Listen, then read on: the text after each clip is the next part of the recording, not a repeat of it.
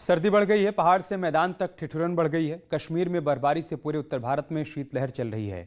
दिल्ली और उत्तर प्रदेश भी शीतलहर की चपेट में है। इसलिए अब जब भी घर से बाहर निकलें तो सर्दी का सामना करने के लिए तैयार रहें। इन सब के बीच कश्मीर में 21 दिसंबर से चिल्लई कलां भी शुरू हो जाएगा और उसके बाद ठंड और बढ़ सकती है।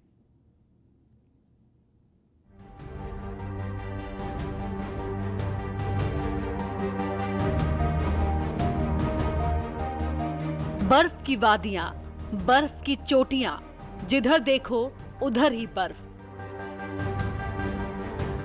कश्मीर की वादियों में बर्फीला अटैक।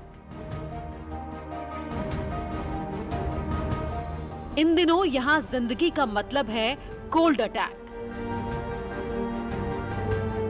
पीने का पानी जम गया, जरा सी लापरवाही हो जाए तो शरीर का खून भी जम सकता है। पहाड़ पर बर्फ पड़ी तो मैदानों में भी ठिठुरन बढ़ गई। शीतलहर की ऐसी मार कि पूरा उत्तर भारत इसकी चपेट में है। कश्मीर की वादियों से गंगा यमुना के मैदान तक हर जगह ठंड कहर बरपा रही है। उत्तर प्रदेश में ठंड से निपटने के लिए क्या है तैयारी, इसके बारे में हम बताएंगे। लेकिन सबसे पहले कश्मीर की बर्फबारी की ताजा तस्वीरें।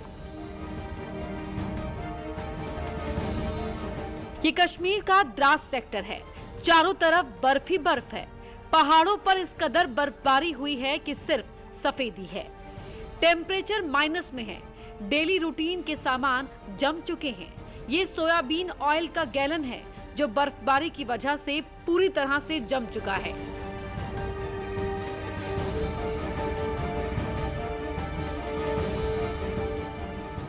ये तस्वीर कश्मीर के बांदीपोरा की है, जहां इतनी बर्फबारी हुई कि स्कूल की छत और कैंपस में बर्फ ही बर्फ है। ठंड को देखते हुए टीचर्स ने स्कूल बंद कर दिया है।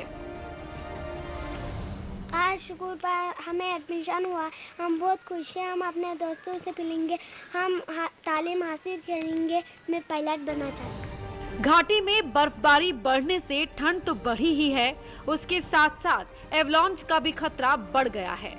कश्मीर के गुरेज सेक्टर में आर्मी की टीम रूटीन काम पर थी, तभी एवलांच आ गया। लेकिन गनीमत इस बात की रही कि सैन्य अधिकारियों ने वक्त रहते सभी सुरक्षित बचा लिया। ऊपर से एक स्लाइड आई तो उसमें लोडर को धक्का लग गया और वो रोड के नीचे चला गया। तो हम शुक्रिया अदा करना चाहेंगे 109 ब्रिगेड का, जिन्होंने तुरंत एक्शन करके रिकवरी भेज दी। और हमारे जो यहाँ पर यूनिट है 6 मराठा लाइट इन्फेंट्री का, जिनके कमांडिंग अफसर कर्नल विनोद कुमार पाटिल सर भी वहाँ पर मौजूद थे। साथ ही साथ SHO इजमर्ग साहब का भी शुक्रिया अदा करना चाहेंगे कि उन्होंने तुरंत एक्शन करके वो लोडर का निकालने का काम शुरू कर दिया। बर्फबारी से असुविधा और ठंड जरूर बढ़ गई है, लेकिन इस सीजन में कश्मीर में सैलानी भी खूब आते हैं। ये तस्वीर भी कश्मीर से ही आई है। यहाँ इन दिनों स्नो क्रिकेट टूर्नामेंट चल रहा है। इस टूर्नामेंट को कश्मीर के लोग करवाते हैं। यहाँ आने वाले सैलानियों को स्नो टूर्नामेंट खूब पसंद आता है। लेकिन ऑर्गेनाइजर्स का कहना है कि अगर सरकार इस ओर थोड़ा ध्यान दे, स्नो क्रिकेट से पर्यटकों को कश्मीर में आकर्षित किया जा सकता है। हर साल हम यहाँ विंटर क्रिकेट टूर्नामेंट लगा रहे हैं। ये टूर्नामेंट हमारे यहाँ के जो नौजवान ये खेल रहे, तो गवर्नमेंट से हम गुजारिश करते हैं कि इस टूर्नामेंट की तरफ तवज्जो दे, क्योंकि यहाँ का जो हम टूर्नामेंट लगाते हैं इससे अपना खर्चा हम लगा रहे हैं। ये स्नो क्रिकेट बेहद ही खास है। सिर्फ पिच को छोड़कर बाकी पूरा मैदान बर्फ से ढका होता है। उसी में खिलाड़ी फील्डिंग करते हैं, उसी में कैच लपकते हैं। इसे देखने वाले दर्शक भी खास हैं। पर्यटकों के साथ साथ कश्मीर के स्थानीय लोग इस क्रिकेट को देखने के लिए आते हैं। बर्फबारी वाले इलाके शहरों से कनेक्ट रहें, वहां जरूरी सुविधाएं मिलती रहे, इसके लिए रास्तों से बर्फ को हटाया जाता है।